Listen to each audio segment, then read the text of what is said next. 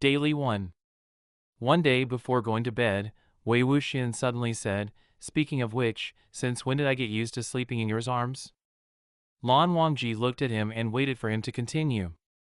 Wei Wuxian pondered, "It doesn't seem to be after the Guanyin temple either. It's strange, in fact, I used to sleep well before. Why did it suddenly become that I had to hug you to fall asleep?"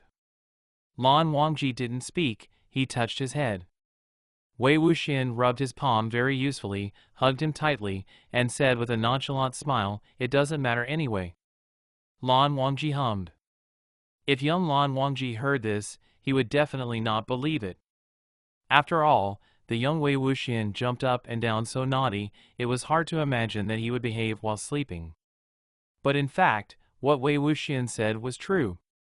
Before revealing his identity when Wei Wuxian came back, Wei Wuxian tried his best to stick to Lan Wangji's body to annoy him.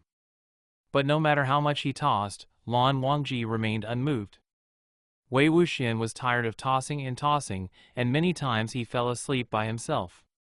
He fell asleep and Lan Wangji was still awake, so he could clearly feel how the arms hugging him loosened little by little, and the warm body slowly moved away from him. Finally, Wei Wuxian rolled to the side and under the pillow, shrinking into a small ball in the corner, motionless. Lan Wangji was a little surprised. He really thought that Wei Wuxian would look like he was spread-eagled when he fell asleep.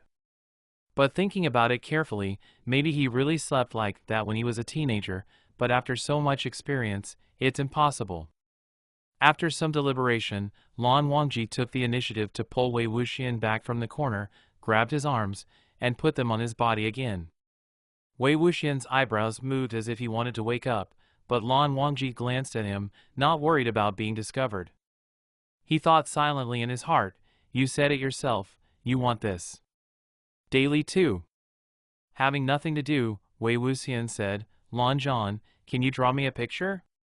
Lan Wangji glanced at him and said, "Okay." He got up to get ready.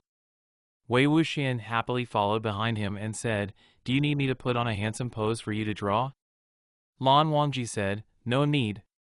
The voice of the next sentence was lowered, "I remember your best look." Wei Wuxian thought to himself, when will Lan Zhan change his habit of talking sweet nothings out of a sudden? Since there was no need to make pose, Wei Wuxian sat down and waited obediently. Lan Wangji lowered his head to paint. He really didn't need to look at him. He finished painting quickly and said, "Okay." Wei Wuxian jumped up from the chair and stretched his neck impatiently to see. What he saw surprised him. I saw on the paper that he was taking a nap one afternoon, lying on a soft couch in a quiet room with his eyes closed and resting. He was wearing a coat of Lan Wangji's, with his hands lazily placed on his chest, his eyes closed, a smile on his lips, and a strand of hair fell on his cheeks. The whole person looked very comfortable. Wei Wuxian deliberately looked at the face of the man in the painting. It was indeed what he looked like now. He was slightly stunned. Lan Wangji said, "How's it?" Wei Wuxian regained his senses and said, Am I so good looking?" Lan Wangji took a closer look and said seriously, "You doesn't look like this. Not as good as you." Wei Wuxian coughed and said, "Let me teach you, add a stroke, and just adding an extra stroke. Come on, give me the pen." Lan Wangji handed him the pen. Wei Wuxian rolled up his sleeves and leaned down, added a few words next to the person in the painting, and said in his mouth, "Mrs. Lan." He nodded with satisfaction. It's like, exactly the same. Daily 3. Wei Wuxian also woke up for some reason. Although his eyes were open, he was still in a daze, yawned, and muttered to himself, "I'm so hungry." Lan Wangji said, "I'll go get some food." Wei Wuxian said, Lan Wangji rolled over and got out of bed. When it was cold around him, Wei Wuxian finally woke up a little. He stretched out his hand softly and grabbed the corner of Lan Wangji's clothing, saying, "I am just joking. No need to cook this late." Lan Wangji turned around and kissed him on the forehead, saying, "You didn't have dinner, so I made some food in the front hall ahead of time, just warm it up." Wei Wuxian narrowed his eyes and said, "Okay." Having said that, After Lan Wangji left, Wei Wuxian groped and got out of bed without his shoes on, and went to the front hall with bare feet. He hugged Lan Wangji from behind, who was busy warming up the food. Wei Wuxian sniffed and said, "It smells so good."